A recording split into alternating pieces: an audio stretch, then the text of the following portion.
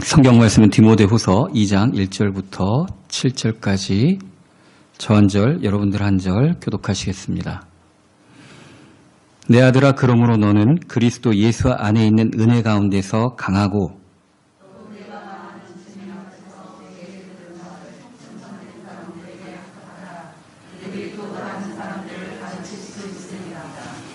너는 그리스도 예수의 좋은 병사로 나와 함께 고난을 받으라.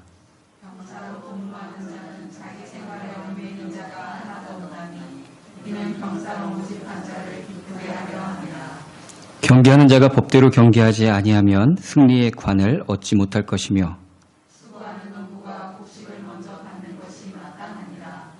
내가 말하는 것을 생각해보라. 주께서 범사에 내게 총명을 주시리라. 아멘. 어떤 분들은 추수감사절이 성경에 나오는 절기도 아닌데 왜 굳이 추수감사절을 지켜야 되는가 하고 말씀하시는 분들도 있습니다.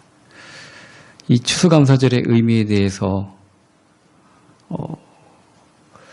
저번에도 말씀드렸듯이 지난 추수감사절에도 말씀드렸듯이 우리는 세 절기 중에 수장절의 의미로서 추수감사절을 드립니다 하고 말씀드렸지만 거기에 동의하지 않으시는 분들도 정말 많습니다. 왜냐하면은 이 11월 셋째 주 기원이 미국에서 초기 정착민들이 메이플라워를 타고 와서 정말 힘들게 1년을 버텼습니다.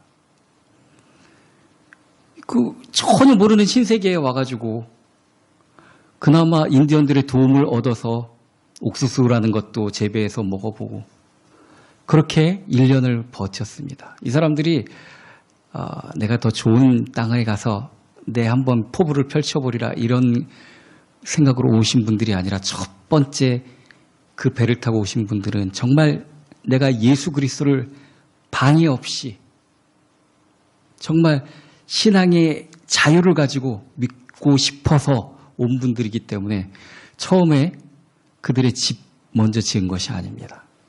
교회를 첫 번째로 먼저 지었습니다. 두 번째로 학교를 지었습니다. 그리고 각자의 집을 지었습니다. 그리고 그들이 이제 추수할 때가 와서 첫 번째 추수한 것을 가지고 하나님 앞에 감사의 예배를 드렸습니다. 그것이 이 11월 셋째 주에 드리는 추수감사절의 기원이 되었습니다. 미국에서. 그 미국 날짜하고 따지다 보니까 우리는 벌써 추수가 끝난 지도 한참 되었고 맞지 않는 부분도 굉장히 많습니다. 그러나 말 그대로 Thanksgiving Day, 우리한테 받은 것을 감사하는 그런 주일인데 그것의 의미를 따져보니까 수장절의 의미랑 정말 맞기 때문에 자, 구약에서 세 가지 절기를 꼭 지키라고 했는데 우리는 그 세 가지 절기 지키지 않는 것 같아 보입니다. 그런데 알고 보면은 다 지키고 있습니다. 첫 번째가 유월절입니다. 유월절의 의미는 양의 피를 바른 집을 재앙이 넘어가게 되는 것을 의미합니다. 유월절 주간에 예수 그리스도께서 입성하시고 예수 그리스도께서 십자가에 돌아가시고 안식 후 첫날 부활하셨습니다. 이 부활절의 의미는 유월절의 주간과 딱 맞아떨어집니다. 그리고 유월절에 그 어린 양 되시는 예수 그리스도의 의미하고도 정말 딱 맞습니다. 뭣도 모르고 드리는 몰몬교라든지 하나님의 교회 신천지도 유월절 드리라고 지키라고 그러는데 그거 의미 없습니다. 유월절의 참된 의미는 유월절 어린 양 되신 예수 그리스도의 의미가 있기 때문에 그렇습니다. 그 다음에 우리가 맥주감사절을 드립니다. 77절 나팔절이라고도 하죠. 왜 77절이라고 부르냐면은 이 6월절에서부터 49일 이제 50일째 되는 오순, 그죠? 77에 49죠? 자, 그때 무슨 일이 일어났습니까? 예수 그리스도께서 약속하신 대로 예수님께서 부활하시고 제자들과 40일간을 같이 있으셨습니다. 그리고 승천하실 때 너희가 약속한 것을 기다리라고 말씀하셨습니다. 하나님 앞에 간절히 구하라는 의미였죠. 그리고 열흘 동안 40일 동안 가르쳐 주셨으니까 남은 열흘 동안 마가다락방에서 간절히 주님 앞에 구할 때 오순절 다락방에 성령의 임재가 나타났습니다. 그래서 맥추절 그 의미는 성령이 우리와 함께 계시게 된 것을 의미합니다. 이전에는 내가 믿고 싶어도 내 마음은 항상 주님과 거리가 있고 내 마음은 정말 하나님의 것을 알지도 못하고 따라갈 수도 없는 상태였어요. 그래서 예수님께서 기다리라고 하신 겁니다. 성령이 우리 속에 임재하셔야만 우리가 주님의 뜻을 알 수 있고 주님 뜻대로 살아갈 수 있기 때문에 그렇습니다. 성령이 오셔야만 우리가 주님의 증인이 될 수 있기 때문에 그렇습니다. 자, 마지막으로 수장절은 이제 곡식을 모아서 창고에 거두는 절기입니다. 그냥 단순히 창고에 거두는 그런 의미가 아니라 광야에서 솔직히 창고에 거둘 의미가 뭐가 그렇게 있겠습니까? 그죠? 하늘의 은혜를 언제든지 우리는 갖다 쓸 수가 있는 겁니다. 이 땅에 살아가고 있지만 우리는 천국 백성이고 천국 창고에서 우리의 것들을 구하고 우리의 것을 찾아서 쓸 수 있는 의미가 있는 것입니다. 그래서 날짜와 기원엔 상관없이 추수감사절의 의미는 하늘의 것을 이 땅에서 누리고 사는 의미가 있는 것입니다. 그래서 오늘 제목을 감사의 회복, 점찍고 축복의 회복이라고 했습니다. 감사가 회복되지 않으면은 내가 누리고 있는 축복을 축복인지도 모르고 삽니다. 기쁘면서 살아야 되는데 너무 기뻐서 살아야 되는데 아주 슬프고 고난의 인생을 살 수밖에 없습니다. 감사가 회복되지 않으면 그렇습니다. 이 다미엔 선교사의 이야기를 제가 읽고서 좀 감명을 많이 받았습니다. 그런데 이분이 좀 한 가지 안타까운 것은 우리 개신교의 선교사님이 아니라 천주교의 신부님이시면서 선교사로 사역하셨던 분인데, 근데 이분이 정말 하나님 앞에 순수한 마음으로 사역한 거 보면은 우리가 본받을 점이 너무나도 많이 있습니다. 이분이 원래 벨기에 출신인데 선교사가 되기로 마음을 먹고 하와이에 이제 선교사로 파송이 됐답니다. 그런데 그 지역에 이때가 1800년대 후반대인데 우리도 왜 그 구한말 그쯤에 막 문둥병자들 한센시병이죠. 이 나병 환자들이 굉장히 많아가지고 소록도에다가 격리로다가 했지 않습니까? 제가 어렸을 때도 문둥이가 잡아간다 소리를 들었었던 것 같습니다.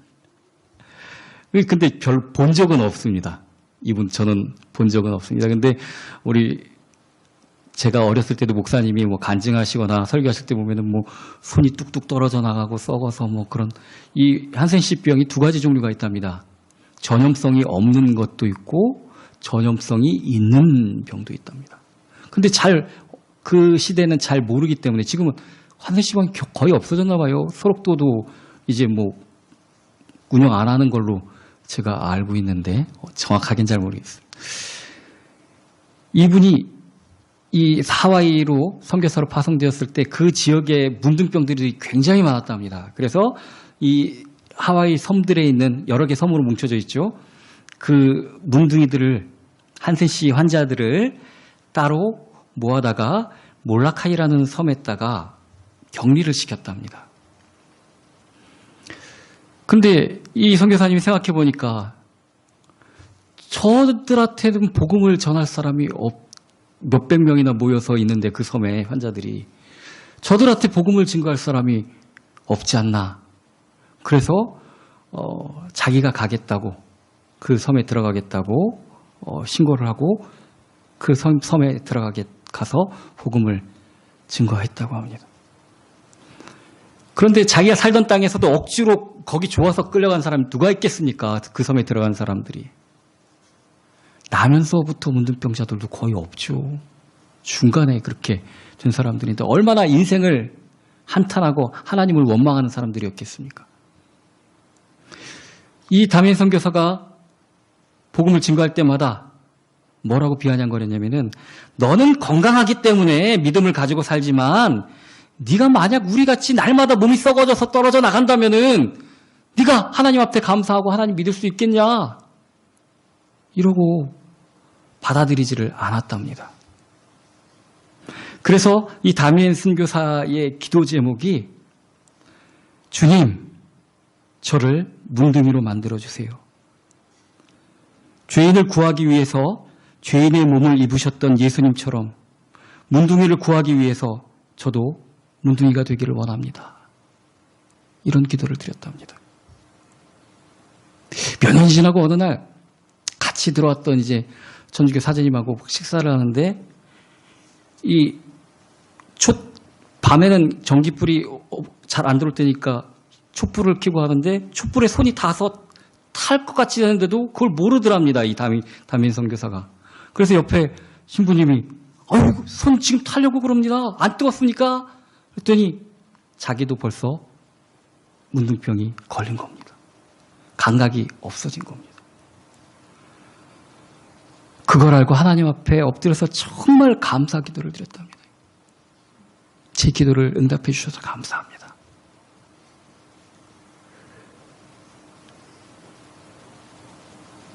그게 그 섬에 들어간 지 6년째 되던 해였답니다. 평생을 그 한센시병 환자들을 구원하는데 인생을 바쳤던 선교사님의 이야기입니다. 감사가 왜 없는가? 나의 안락과 나에게 초점이 맞춰지면은 감사할 일이 별로 없습니다.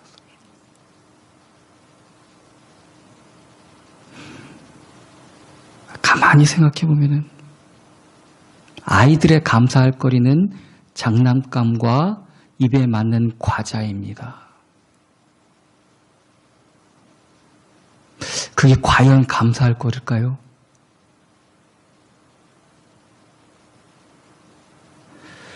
아이들이 정말 원하는 것을 사주면은 참 마음이 좋죠.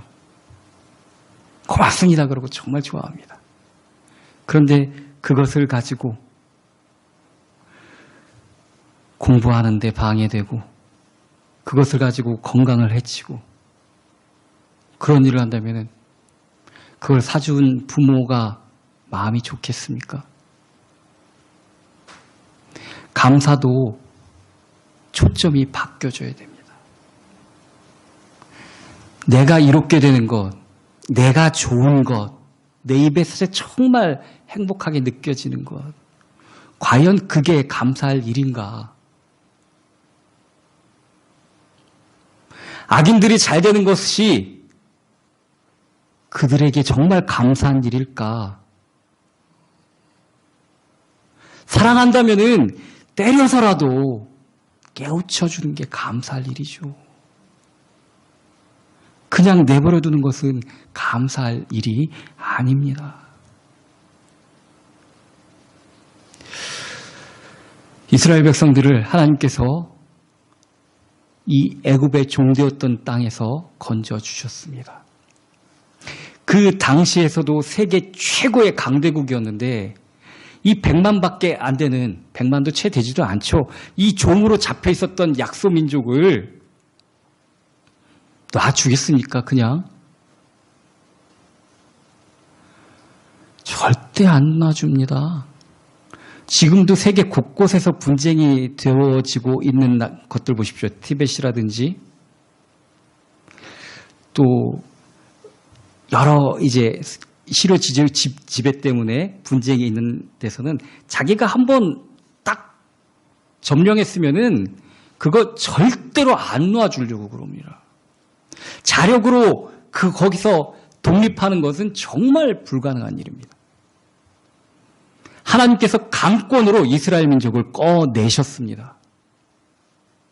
10가지 재앙을 통해서 하나님의 능력을 확실하게 보여주시고 도대체가 하나님의 능력에 두 손 두 발 들 수밖에 없게 만드셔서 내보내게 만드셨습니다. 그러고 나서도 이게 좀 아까워서 뒤쫓아오는데 홍해를 가르시고 바다를 맨땅같이 걷게 하시고 또 대적 애굽의 병거들은 군사들은 다시 엎으셔서 그때 나온 사람들을 다시는 본 사람이 없게 만드셨습니다. 광야길 내내 불기둥과 구름기둥으로 지키시고 보호하시고 신발이 떨어지지도 않고 의복이 헤어지지도 않고 먹을 음식이 떨어지지도 않게 하셨습니다. 한 명도 굶어 죽은 사람 없습니다. 한 명도 얼어 죽은 사람 없습니다. 그런데도 불구하고 이스라엘 백성들에게는 그 광야길이 하나님의 은혜를 체험하는 감사의 길이 아니라 고난의 길이었습니다. 하나님이 함께 하신다는 기쁨의 길이 아니라 지질이 고생하는 길로 느껴졌습니다. 조금만 있으면 찾아오는 결핍 때문에 주의 종을 원망하고 하나님을 원망하는 길이 되었습니다. 그래서 하나님께서 감사의 예배를 제정하셨습니다. 구원의 기쁨과 축복을 누리려면 감사가 회복돼야 되기 때문에 그렇습니다. 가만히 생각해 보십시오. 저들이 길싸움을 했습니까? 뭔 수고를 했습니까? 하나님이 다 먹이고 입히셨는데도 불구하고 감사가 없습니다. 감사가.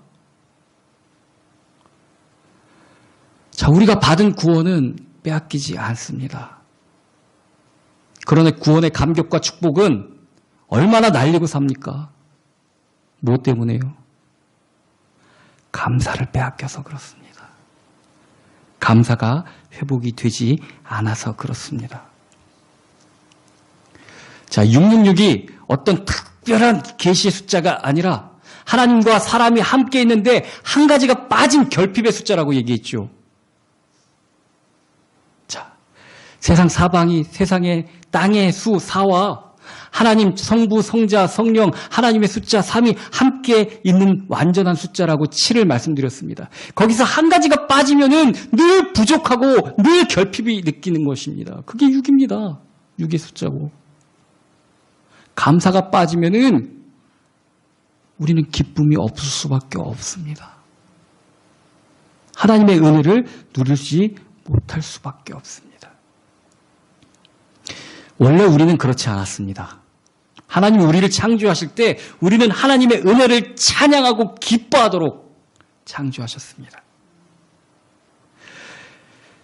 그래서 창세기 이제 2장 보면 하나님께서 사람을 만드시고 축복하시고 그를 에덴이라는 동산에 놓으셨다라고 말씀하셨는데 에덴은 기쁨이란 뜻입니다.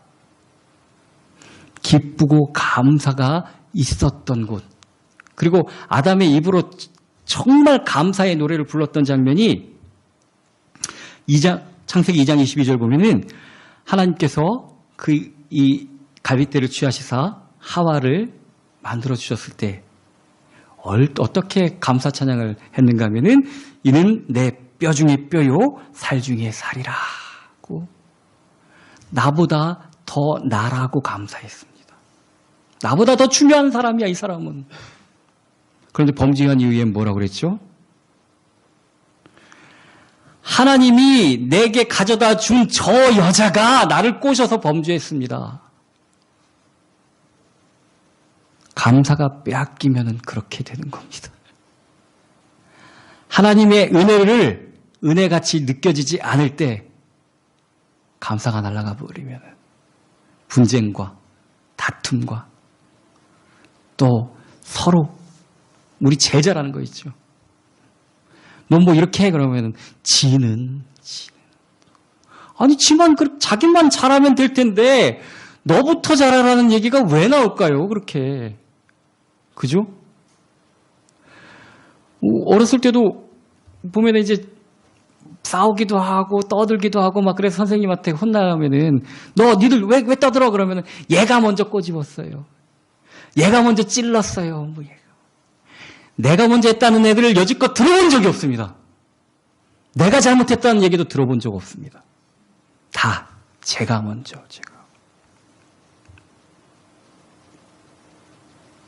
감사를 빼앗기면 은혜도 빼앗깁니다. 기쁨도 있을 수가 없는 것입니다.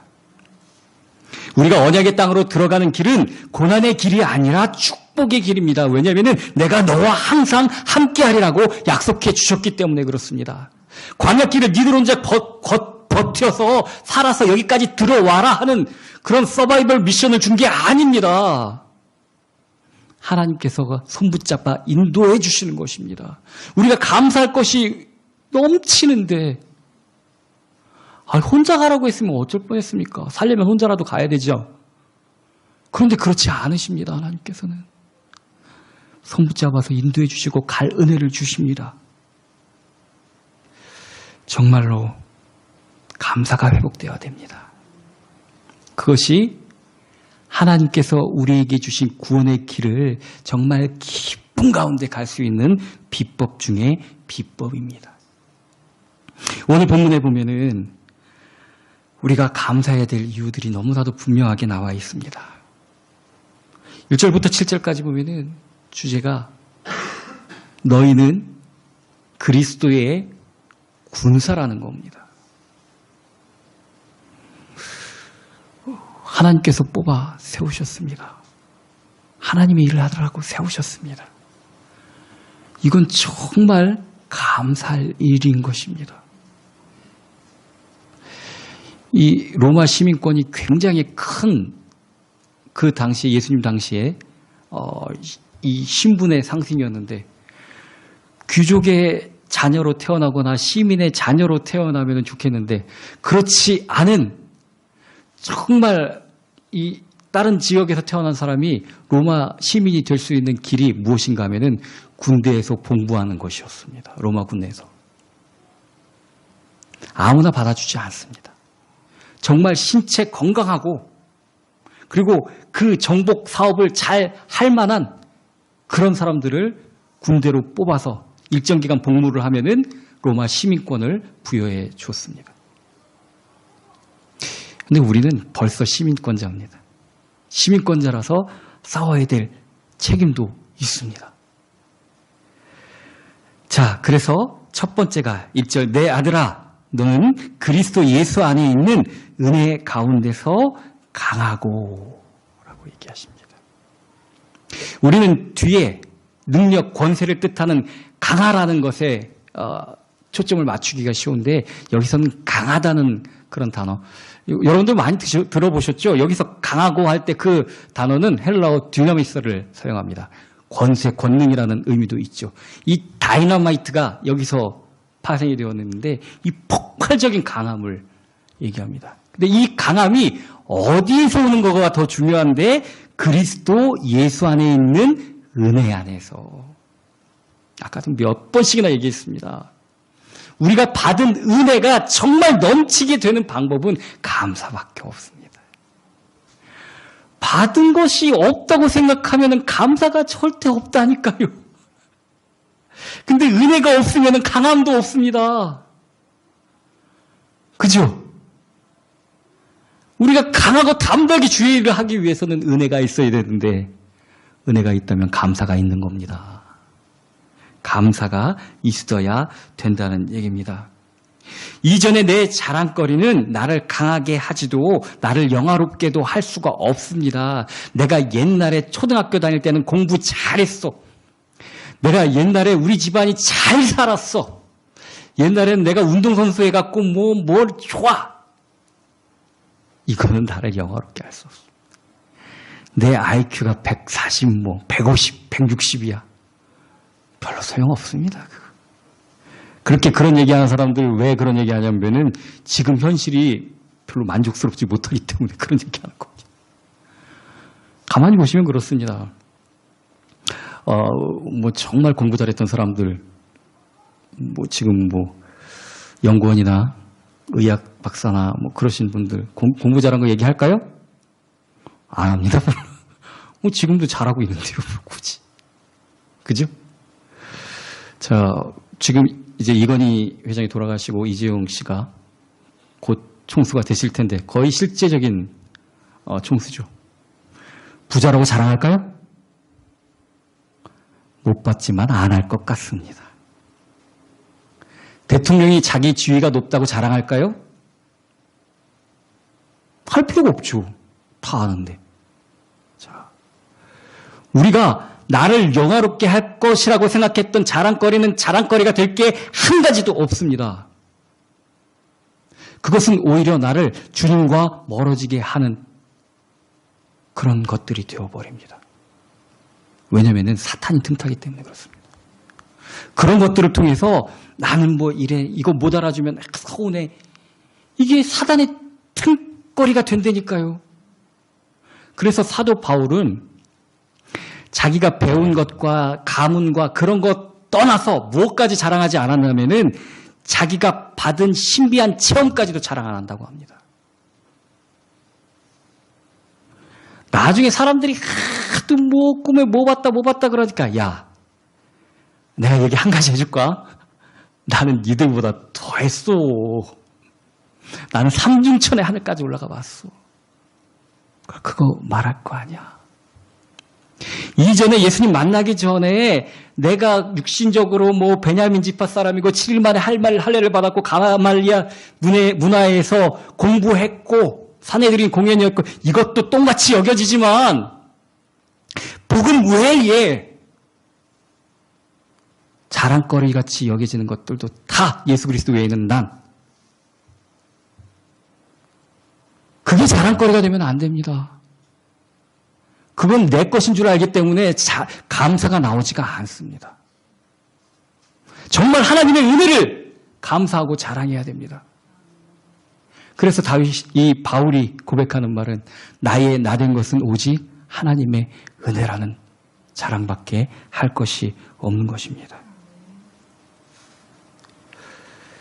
우리가 언약의 땅으로 들어가는 길은 정말 고난의 길이 아니라 축복의 길입니다. 은혜의 길입니다. 내가 예수를 믿고 지금까지 온 길이 고난의 길이라고 생각하는 것은 하나님의 은혜를 충분히 받지 못하고 있다고 생각하는 것과 마찬가지입니다. 자, 예수님께서 말씀하십니다. 니들 그러면 안 돼.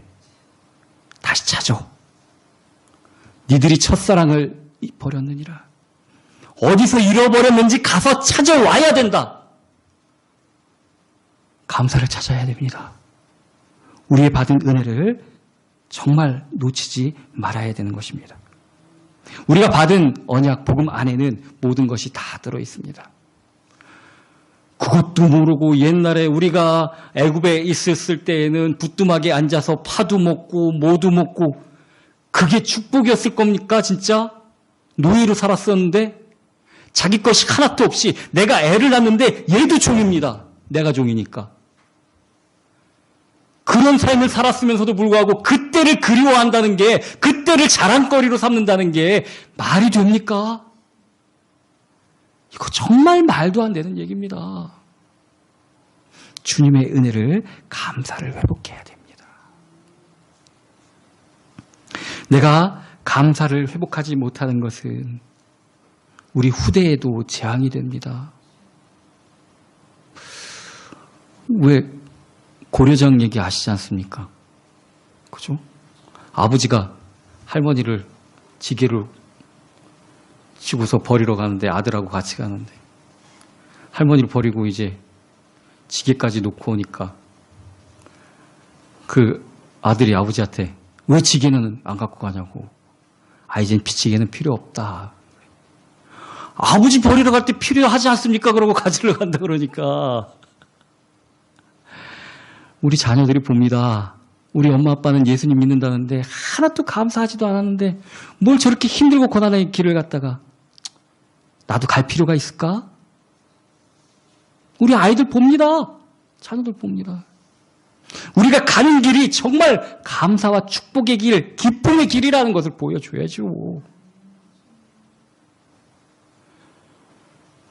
다행스럽게도 광야에서 100만 가까운 사람들이 세대 교체가 일어났는데 그 후대는 감사를 알았습니다.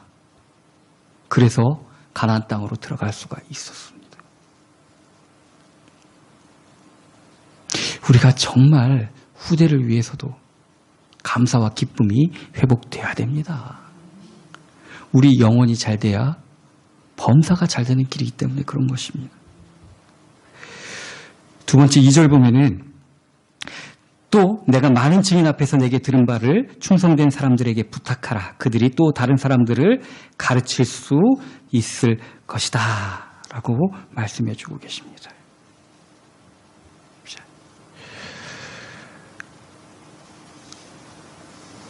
우리나라는 몇 대를 걸쳐서 하는 그런 장인들이 별로 그렇게 많지가 않답니다. 근데 일본만 돼도 화과자 만드는 일까지 몇 대에 걸쳐서 하는 그런 가게들이 꽤 된다고. 내 부모님이 하는 일이 멋져 보이고 자랑스러워 보이면은 그 길을 따라가죠. 우리가 복음을 내가 충성됨이 맡아서 하고 또 그것을 충성된 다른 사람에게 부탁할 수 있다는 것은 복음에 대한 자부심이 있어야 되는 일입니다. 복음의 의미를 정말 깨달아야 됩니다. 자기가 어떤 일을 했는데 잘 되면은 자기 친척이나 형제한테 어렵게 살면은 내가 도와줄 테니까 이거 해봐 하지 않습니까? 그죠? 내가 해보니까 좋기 때문에 안 됐어서 힘들게 살고 있으면은 그거 해보라고 얘기하고 그런데 우리가 복음을 그렇게 자랑스럽게 생각하지도 그렇게 감사하게 생각하지도 않는 경우가 얼마나 많은지 모릅니다.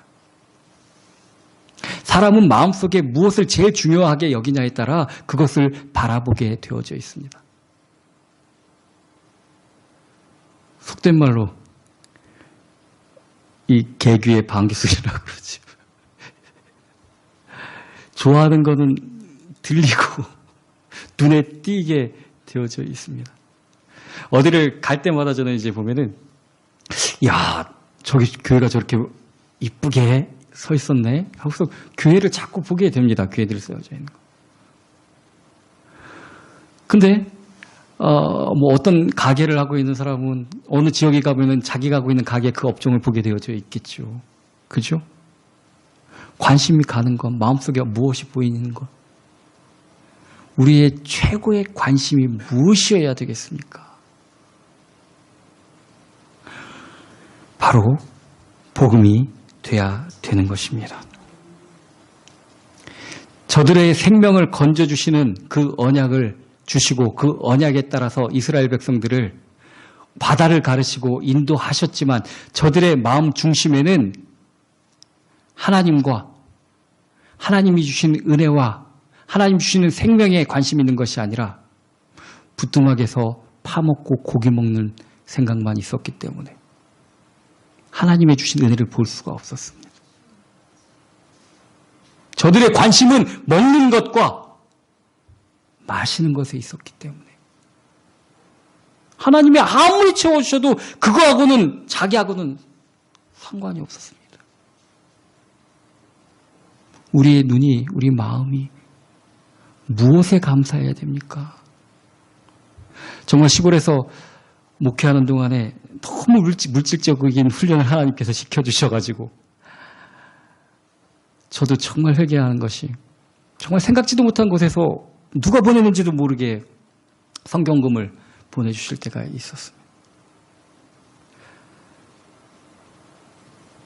정말 이름이 찍혀져 있는데 통장에 찍혀 있는데 누군지도 모릅니다. 그런데 하나님께서 그렇게 먹이시고 입혀주셨습니다.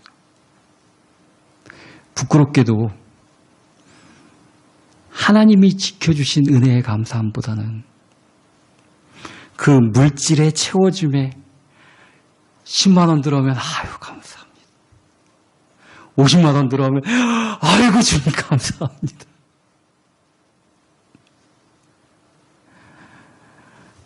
하나님이 나의 감사가 되어야 됩니다. 하나님이 나를 붙드심이 감사함이 되어야 됩니다.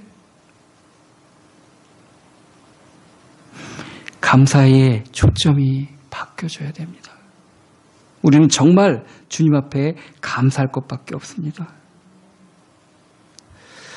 우리를 죄에서 건져주신 것, 예수 그리스도의 제자 삼아주신 것은 나뿐만이 아니라 우리의 후대까지도 건져주신 것입니다. 노예의 자녀는 노예입니다. 그죠? 영원히 죽을 수밖에 없었던 그런 우리를 건져주신 것입니다. 이것이 얼마나 귀한지를 알기 때문에 내가 만약에 주님 앞으로 가면 이 귀한 것을 맡겨줄 사람에게 충성된 자에게 맡길 수가 있어야 됩니다. 정말 그리스도의 제자를 우리는 세우고 가야 됩니다.